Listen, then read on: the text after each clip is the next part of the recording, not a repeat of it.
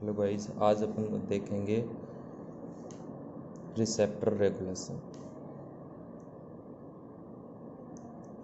Receptor regulation mostly हम pharmacology में दो प्रकार के रिसेप्टर देखेंगे। यहाँ पे अपन बात करेंगे दो प्रकार के रिसेप्टर्स की। जो पहला प्रकार है,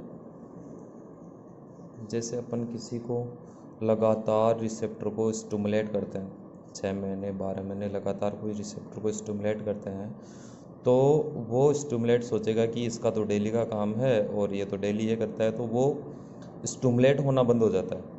वो स्टिमुलेट होना बंद हो जाता है लगातार स्टिमुलेट करने से।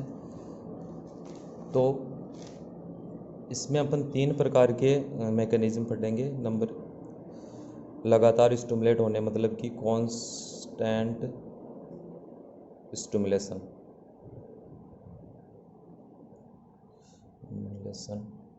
ठीक है। तो कांस्टेंट स्टिमुलेट करेंगे, लगातार स्टिमुलेट करेंगे, तो इसकी 3 मैकेनिज्म पढ़ेंगे। अगर लगातार स्टिमुलेट करते हैं तो वो एक तो हो जाता है मास्किंग कर लेता है। मास्किंग का मतलब होता है कि जैसे वो सेल मेम्ब्रेन पर ऊपर पड़ा था, लेकिन लगातार अपन स्टिमुलेट करते हैं इसको, तो वो सेल मेम्ब्रेन के नीचे जाके छुप जाता है, तो इसको बोलते हैं मास्किंग। दूसरी मैकेनिज्म है, उसको बोलते हैं डाउन रेगुलेशन, ठीक है। मतलब क्या हुआ कि जैसे लगातार अपन किसी रिसेप्टर को रेगुलेट स्टिमुलेट करेंगे, तो उसमें क्या होता है कि उसकी संख्या कम हो जाती है। डाउन रेगुलेशन का मतलब होता है कि इस रिसेप्टर की संख्या कम हो गई। और तीसरा पढ़ेंगे अपन अनकम्पलिंग, that is very important. Uncoupling हो गई। अनकपलिंग का मतलब होता है, जैसे मैं आपको समझाता हूँ बीटा रिसेप्टर को एग्जाम्पल देके बीटा रिसेप्टर का एग्जाम्पल देता हूँ। क्या होता है, जैसे मतलब कि अपन ने देखा कि कोई जैसे रिसेप्टर है, ये कोई रिसेप्टर है, ठीक है, और ये अपने कोई ड्रग दी लगातार, इसको स्टिमुलेट किया, और ये जी प्रोटीन को स्टिमुलेट करता है। ये जी प्रोटीन है, ये इसको स्टिमुलेट करता है, ठीक है। तो जैसे कोई एंजाइम है जो इसको एक्टिवेट करता है, जैसे GRK है, GRK इसको स्टिमुलेट करता है।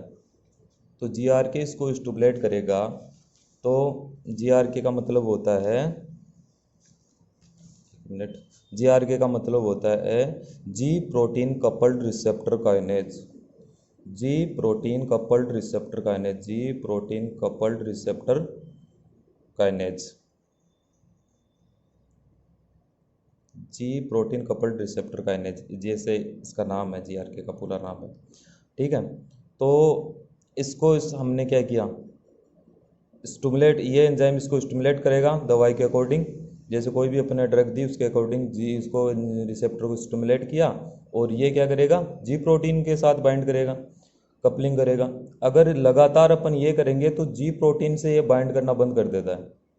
जी प्रोटीन से बाइंड करना बंद कर देता है तो रिसेप्टर काम नहीं करेगा। तो रिसेप्टर काम नहीं करेगा तो क्या होता है कि जैसे अपने इसको दिया, ठीक है, तो दवाई दी, स्टिमुलेट किया, स्टिमुलेट करने के बाद में ये फॉस्फोराइलेशन होने लग जाता है इसका।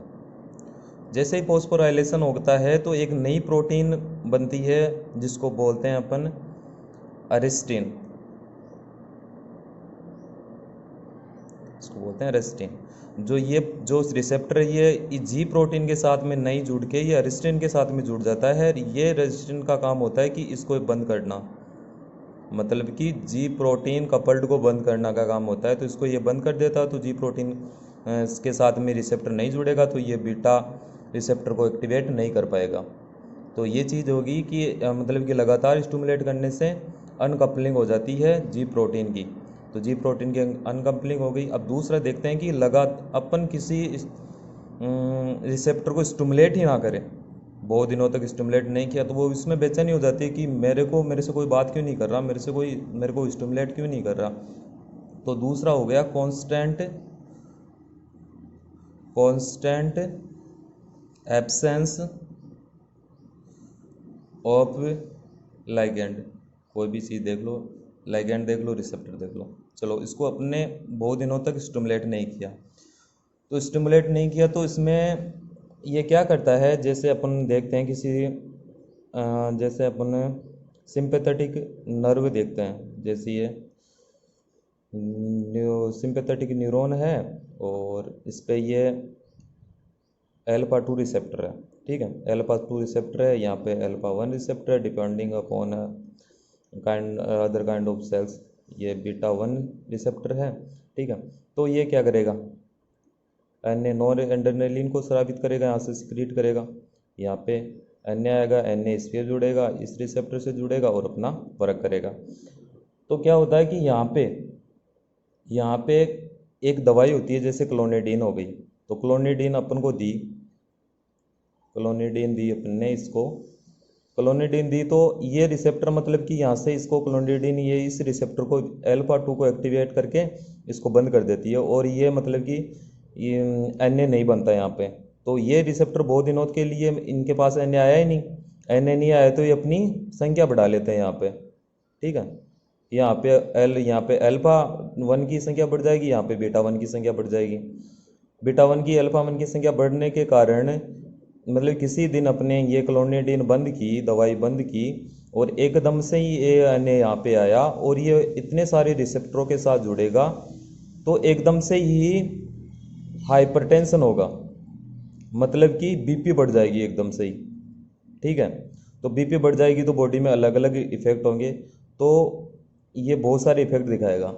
तो ये चीज़ें अपने दो पढ़ी इसके अंदर रिसेप्टर रेगुलेशन के अंदर, एक तो कांस्टेंट एब्सेंस ऑफ लिगैंड की पढ़ी और कांस्टेंट स्टिमुलेशन की पढ़ी, लगातार स्टिमुलेट। इसमें मतलब कि ये 3 काम इसमें होता है। पहला होता है अनमास्किंग, दूसरा होता है अपर डाउन, यहाँ पे देखा था अपन ने डाउन रेगुलेशन, तो यहाँ पे अपर रेगुलेशन हो जाएगा, और यहाँ पे देखा ना अनकम्पलिंग, तो यहाँ पे हो जाएगा यहाँ पे इंक्रीज सिग्नल ट्रांजैक्शन। तो आज के लिए इतना ही, कल पढ़ेंगे हाइपरटेंशन, और हाइपरटेंशन की पूरी मैकेनिज्म, कौन कौन सी दवाएं उसमें काम में ली जाती हैं, वो सारी कल